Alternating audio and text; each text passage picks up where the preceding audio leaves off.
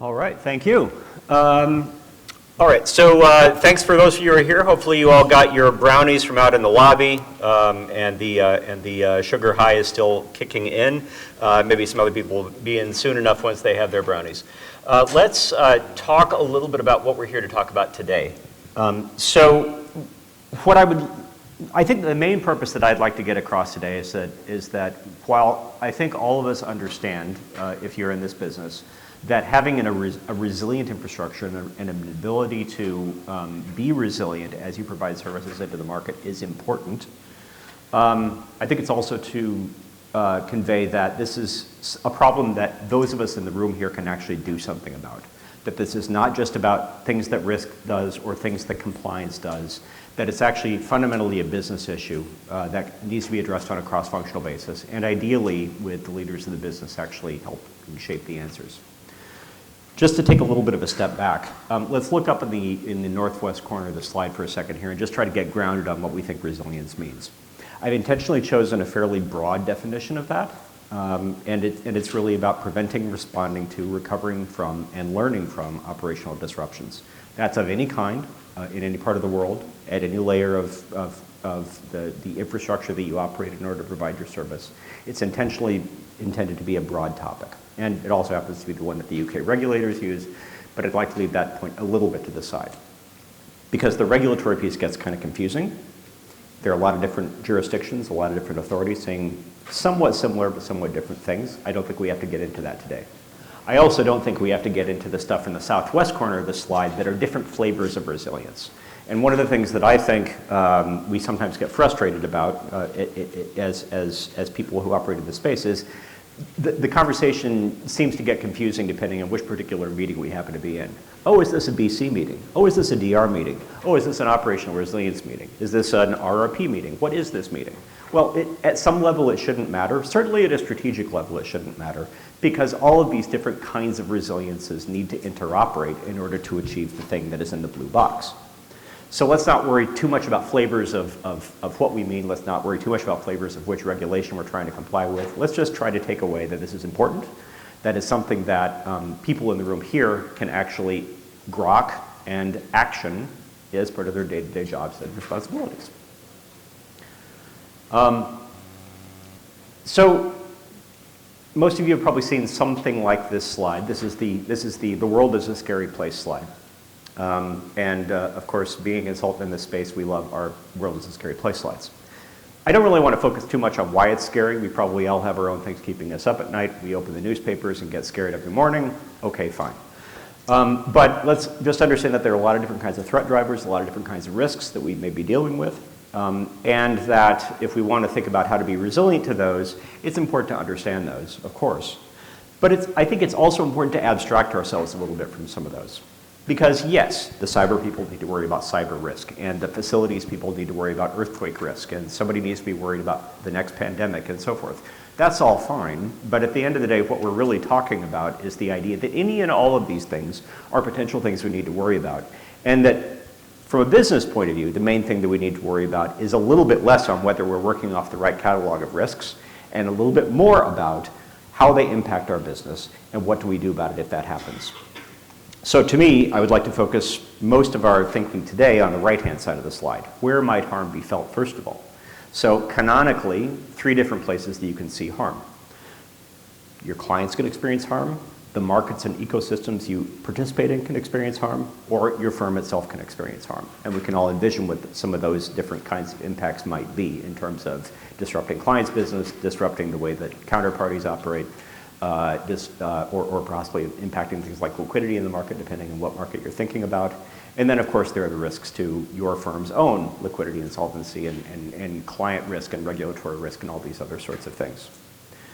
All 3 of those risks also arise from the fact that the markets are interconnected. We're interconnected with clients, we're interconnected with counterparties, we're interconnected with regulators. And so it's the combination, in my mind, of the fact that there are a lot of risks in the world and the fact that we're dealing with highly interconnected businesses that give rise to why this is an important topic for everyone, and start to hint a little bit about some of the things we have to be thinking about as we attempt to solve them. So, but boiling it down to try to make that really simple, although you need to think about all of those things, really what we want to talk about as we think about how to draw those things together are the two questions in the bottom right. How tolerable is the harm that we're looking at in terms of the impacts on those various parties? And then to the extent that that harm is important, how can it be mitigated? That all sounds well and good, but I think it's important just to simplify it a little bit, because one of the things that we're not talking about, for instance, is how likely are the things on the left. Those of you who are familiar with UK regulations or some of the other dialogues that may be happening in the world talk about things like, is it a severe but plausible scenario that we're looking to model as we think about resilience risk? That's a good question, but I think it can also get a little bit towards theoretical world as we think about, well, how severe is this, how plausible is this? Okay, fine, we can argue those things. But at the end of the day, I think what I'd just like to impress on is the idea, let's assume, for instance, that the risk is happening, that there is some sort of disruption that you can reasonably visualize that is probably impacting you, and then what do we do about that? Not necessarily from the point of view of preventing it, although preventing it would be nice, but also about mitigating the harm that results from it. So let's look at a little bit about what that might mean in a couple seconds, but let me just corroborate what I'm trying to say on this slide, which is essentially that this is an important topic, and look at a little bit about how it looks within the industry and across industries. So this is a little bit of data from our firm's Global Resilience Survey that we do every couple of years. And this particular survey featured 1,800 respondents from across industries, 42 different countries represented. Approximately half of the respondents were executive level or C-suite level or board level, and the rest were mostly some form of functional participant in the resilience topic, whether in technology or operations or risk or what have you. So a lot of data. It's actually like a 200-page report that we published on this one, but just a couple things that I'd like to highlight. First of all, as you'd expect from people that take the trouble to respond to a resilience survey, the majority think that it's an important topic. Good to know. I think the more interesting point is why people think it's an important topic. Most of the time, when I think about it, and probably when you think about it as well, you think of it in terms of fear or compliance, the top or the bottom part of that graph on the right. But interestingly, the biggest bars on the page, for the most part, are actually in the strategy bucket, which I think is where it gets interesting from a business point of view, because that makes this not a chief risk officer topic, it's actually a general management topic. Are there things that are going on that are either of interest to senior management as they think about the strategic position of the firm, or are they of interest to those of us as business leaders to think about whether or not this is an important topic in terms of driving or guardrailing the business that we run? Is it a source of competitive advantage? Are customers asking for it? Does doing something different in the resilience space allow us new business opportunities in terms of entry into new markets or other kinds of things? And so on and so forth. So I think it's a good thought experiment. Is this an important topic for you strategically, or are you simply trying to comply, or are you simply trying to guardrail risk? I would submit that there's an opportunity to do all of those things. But that it's more important for this room to be proactive about this purple area because other people are also driving the blue areas within your company. Okay, so let's take a little bit of a closer dive into how to maybe conceptualize this at the next level down. What does a disruption look like, and how do we think about the way to logically think through it?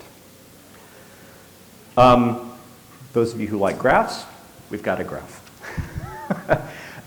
Think of it as the evolution, the life cycle of a disruption that happens in your environment or anybody else's environment for that matter. You're cruising along, you're on the purple arrow at the bottom, bang, something happens. Some of us in this space kind of call it left of bang, right of bang. Left of bang is how you prepare for things, right of bang is how you respond to things. Mostly here I'd like to focus on response. So as you can see, very different trajectories for how this thing plays out over time and with increasing impact on the y-axis. Conceptually, that kind of makes sense. So think a little bit about what that means.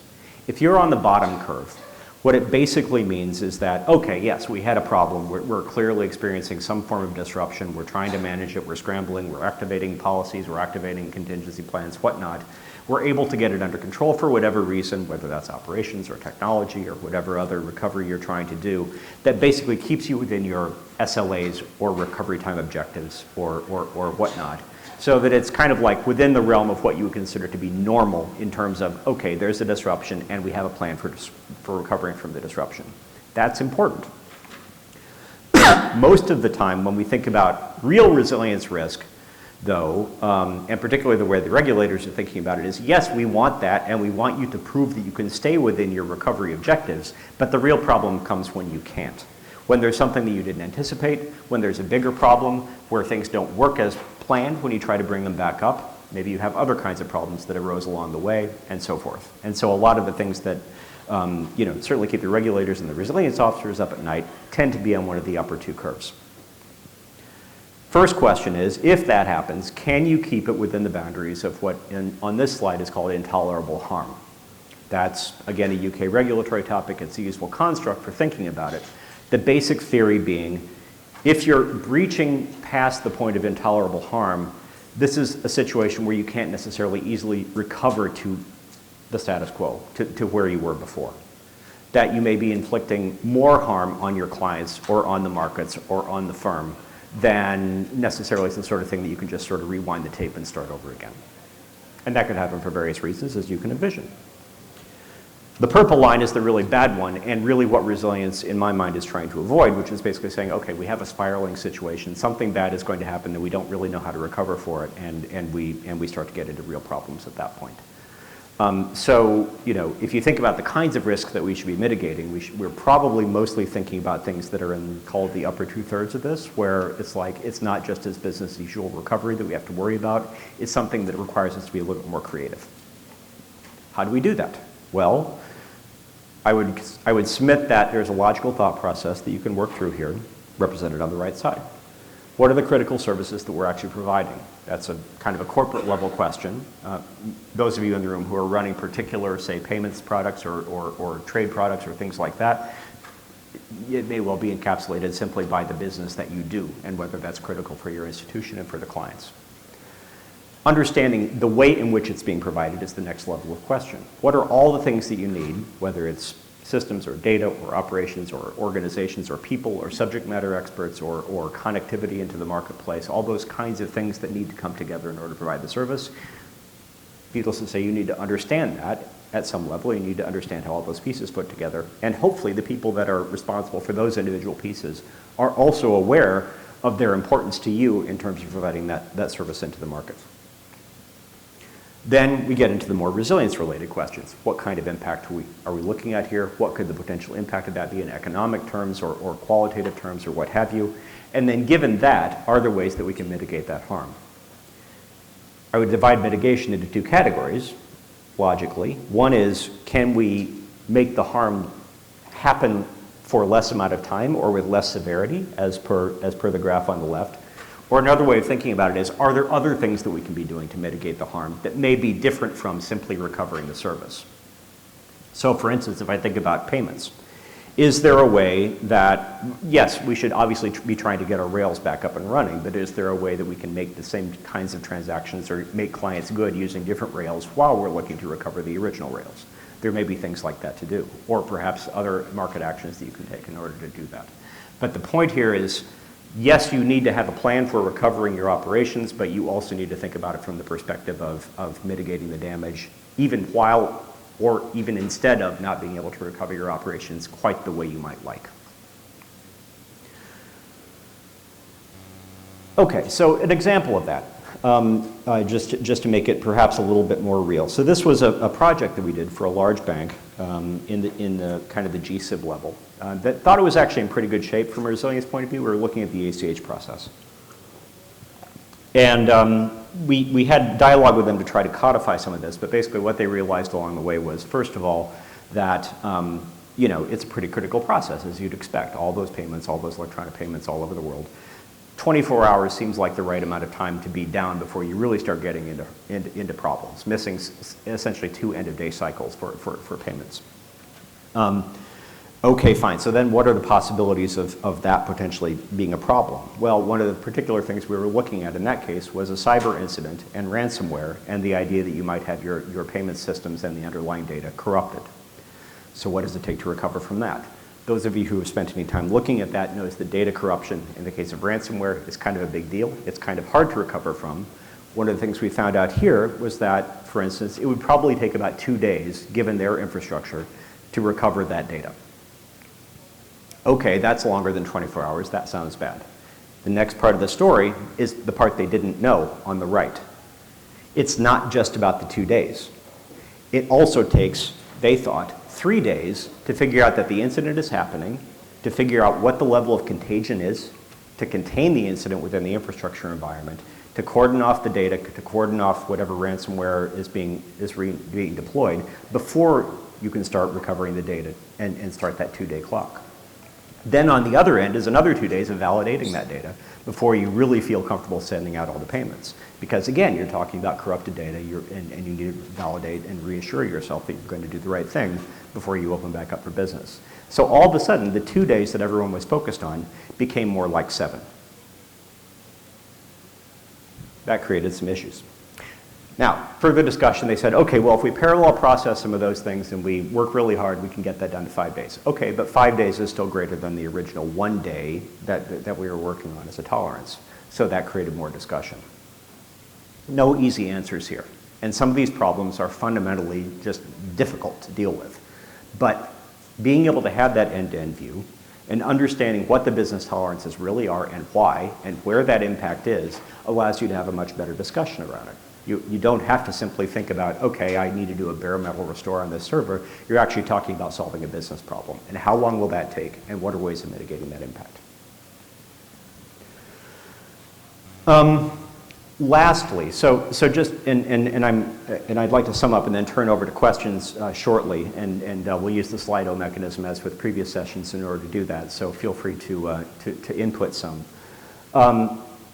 I just want to leave you with a set of potentially useful things to think about as you move forward in life, and a thought process that you can go through again to try to think about this.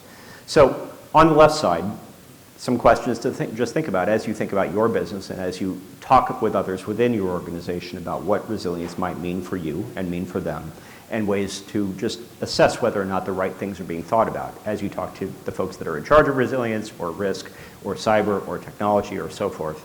Making sure that you're asking good questions about this is a good place to start. On the right, it's good to think about it from the perspective of the rest of the market as well, because it's not just your internal interdependencies that you need to be thinking about, it's also the external ones, particularly in businesses like these that we're here to talk about today. So all the third parties, all the intermediaries, all the providers that you're working with, how to think about the fact that, if they're down or if other kinds of things happen in the marketplace, there are probably some differences to think about in terms of whether or not this is a problem that's mainly on you or if it's really a market-wide disruption, because those probably have different kinds of implications for how to think about mitigating the impact or working with your counterparties that are impacted. One of the things that I was particularly talking about with Bruno Malato at BNP Paribas, who was the one that suggested this session in the first place, he was very interested in thinking about it from the perspective of collective strategy. So what does it mean for all of you to be in the same room together, in similar businesses together, and are there ways that at an industry-wide level, there are ways to collaborate on some of these problems? Because inevitably, one institution's problem could end up becoming an industry-wide problem, or at least other partners' problems along the way. So are there hotlines or other kinds of industry coordinating or testing that you can be doing in order to think about mitigating this risk or preparing for these kinds of contingencies? And then finally, and this is maybe one you don't want to talk about too publicly, but can this be a differentiator for you? I would submit that in the kinds of businesses that you're in, there are certainly opportunities to go to market and saying, we are more resilient, this is why you should work with us, and this is how we provide that to you. So hopefully that gives you some things to chew on as you think about how you as business leaders can think about resilience in the context of your business and work with others to do something about it. Let me turn it over to questions now in the spirit of moving things along. We've got about 10 minutes left. What's the role of biometric IDs in this context? Is that this session or another one?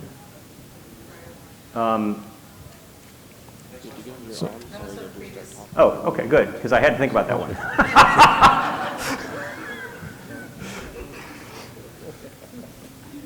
So when did you come in? Sunday morning, okay. Still jet lagged. Now I've got transferred to Charlotte. Yeah. All right. November Well, if first week, anybody actually. has a question that Just they don't want to put 3 in, months.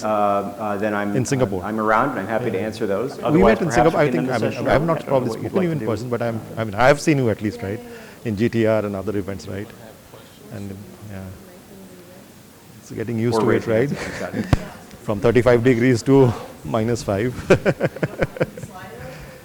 it's okay. Or can't type fast enough.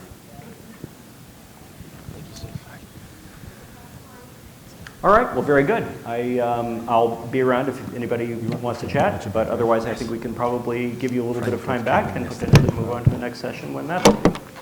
Thank you. Thank you.